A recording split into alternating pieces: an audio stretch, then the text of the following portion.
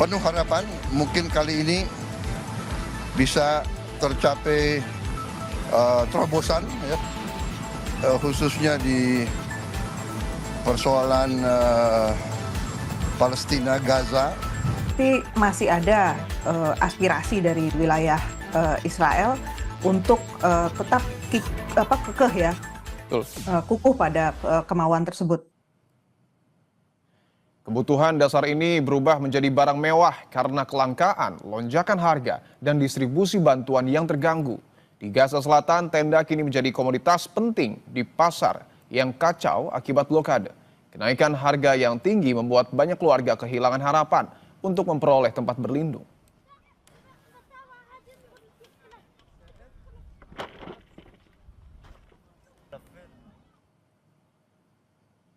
Sementara itu, mantan Perdana Menteri Inggris Tony Blair ikut berdiskusi tentang kepemimpinan otoritas transisi pasca perang di Gaza, Palestina.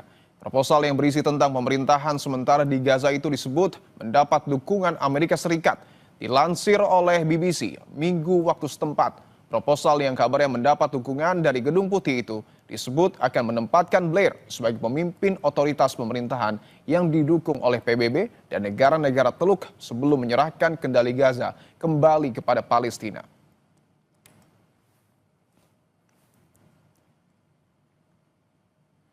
Sementara itu, usai pulang dari sidang umum PBB, Presiden Prabowo menyatakan pesan yang disampaikan saat pidato di sidang umum PBB dapat respon positif dari banyak kepala negara. Prabowo berharap tercapai terobosan solusi konflik di Gaza. Sebelumnya dalam pidatonya di sidang umum PBB, Prabowo menegaskan dukungan two-state solution atau solusi dua negara untuk menyelesaikan konflik Palestina dan Israel. Pertemuan di PBB sangat produktif. Saya kira juga pesan-pesan yang saya sampaikan dalam sambutan saya di PBB juga diterima dengan positif oleh banyak pemimpin.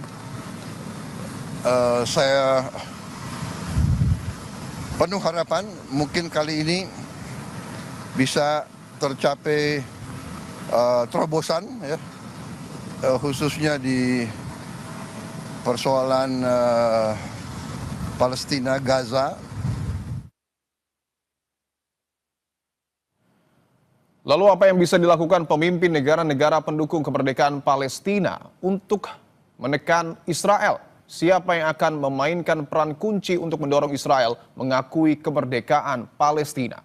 Kita bahas bersama pakar hubungan internasional sekaligus pendiri Lembaga Penelitian Independent Synergy Policies, Mbak Dina Prapto Raharja. Mbak Dina, selamat petang. Selamat petang. Mbak Dina, dari sidang umum PBB kemarin secara de facto sudah begitu banyak negara yang kemudian mengakui Palestina meskipun Amerika Serikat masih menolak. Lalu realisasi konkret apa yang kemudian harus dilakukan, Mbak Dina?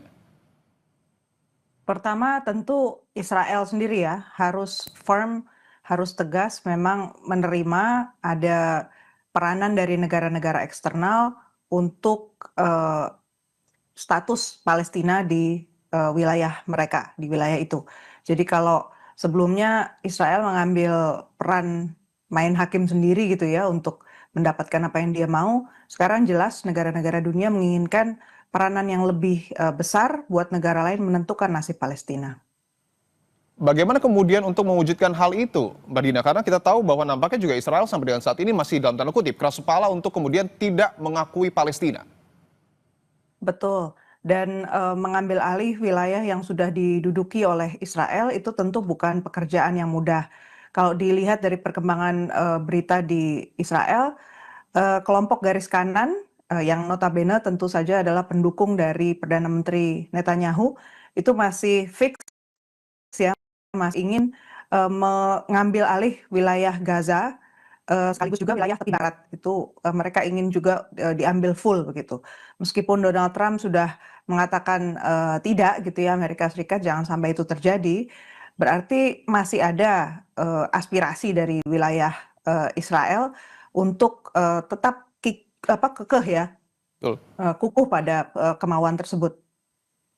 Bahwa kita tahu juga sejumlah Eropa bahkan Inggris juga nampaknya sudah mulai mengakui Palestina, tetapi Amerika Serikat belum. Apakah artinya negara-negara ini harus mendesak Amerika Serikat untuk kemudian mendukung Palestina? Memang harus begitu, cuman masalahnya semudah itu atau tidak. Jadi Oke. kalau kita mau zoom out sedikit apa yang terjadi di tingkat global sekarang, masalah yang dibuat atau bahkan diciptakan oleh Amerika Serikat sendiri di tingkat global itu macam-macam. Jadi, saya kira yang ada di kepalanya Presiden Amerika Serikat sekarang bukan melulu hanya, masalah Timur Tengah Oke. atau Israel Palestina, tapi dia punya ada agenda Cina, ada agenda Rusia, ada agenda Uni Eropa, dan semuanya itu belum ada yang deal-nya fix. Ada Korea, jadi saya melihat ini sangat tergantung juga Amerika Serikat itu sebenarnya mau memainkan kartu apa, dan jelas Donald Trump pasti mencari deal yang menguntungkan Amerika Serikat terutama. Berbicara soal politik dunia, ini juga yang menarik adalah bahwa yang terbaru, Tony Blair disiapkan untuk memimpin pemerintahan sementara di Gaza. Apa yang kemudian Anda baca dari rencana ini, Mbak Dina? Kalau saya lihat ini belum fix ya. Jadi ini salah satu inisiatif saja dari pihak barat. Saya juga belum melihat secara, tetap bahwa Amerika Serikat sudah pasti di belakang agenda ini. Oke. Kalau dilihat dari setting yang ada pun, ini berarti alternatif yang ditawarkan oleh dunia barat dan, beda dengan yang waktu itu diusulkan oleh negara-negara Timur Tengah sendiri. Berarti kan, ada ambil alih gitu ya, inisiatif. Sebenarnya negara-negara tetangga di Timur Tengah di bulan Maret 2025 itu sudah punya rencana, eee, proses rekonstruksi di Gaza itu, jelas harus melibatkan orang-orang Palestina, Palestinian Authority, dan juga Hamas, dan juga, masyarakat sekitar sana, jadi negara-negara Timur Tengah. Tetapi kalau dalam rencana Tony Blair ini justru sebaliknya kan, Palestinian Authority, Hamas sudah pasti nggak ada, setidaknya secara temporer, dan Hamas akan dilucuti persenjataannya. Karena yang Jadi, ya, silakan ya. Mbak Dina. Jadi artinya ini ada 2 model yang berbeda, masih competing, plus lagi Amerika Serikat setahu saya juga belum, mundur juga ya dari agenda rencana pertamanya dia 21 point plan itu, untuk menciptakan, proses perdamaian tapi versinya Amerika Serikat.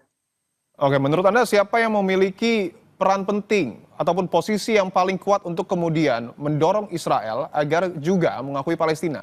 Negara mana, Mbak? Yang pasti Amerika Serikat, tapi juga Inggris itu punya peranan penting di sini. Kalau negara-negara Eropa yang lain saya lihat belum ada yang bersuara ya, padahal penting juga mereka bersuara, posisi mereka itu lebih dari sekedar memberikan, pengakuan, misalnya dari, Macron gitu ya. Posisi mereka ini sebenarnya di mana? Karena tindak lanjutnya adalah, follow up-nya untuk menciptakan stabilitas di sana. Otoritas manapun yang diberi kepercayaan untuk berproses ya, menciptakan, governance yang baru, tata kelola yang baru, itu harus mendapatkan kepercayaan dari bukan hanya orang Palestina, tapi juga Israel dan juga negara-negara di sekelilingnya, karena stakeholder-nya atau pemangku kepentingannya kan di sana ya. Karena yang kita tahu juga kurang lebih sudah terdapat 157 negara ya Mbak yang mendukung Palestina, termasuk juga negara-negara Eropa yang tadi Anda sebut belum bersuara. Apa yang kemudian harus dilakukan agar realisasi penanganan konflik di Gaza ini terwujud? Satu, senjata. Jadi rupanya yang, bersepakat untuk menghentikan memberi senjata kepada, Israel, itu belum semua atau belum yang utama. Negara-negara Eropa yang sampai sekarang belum mengakui kedaulatan, Palestina seperti misalnya Jerman, kemudian Italia, notabene negara-negara besar di, Uni Eropa, itu masih tetap dalam posisi ingin mengirimkan uang dan senjata kepada Israel. Demikian pula Amerika Serikat. Artinya selama, Israel masih punya alat untuk melakukan kekerasan dan melakukan apa yang dia mau, bisa jadi jalan masih berliku.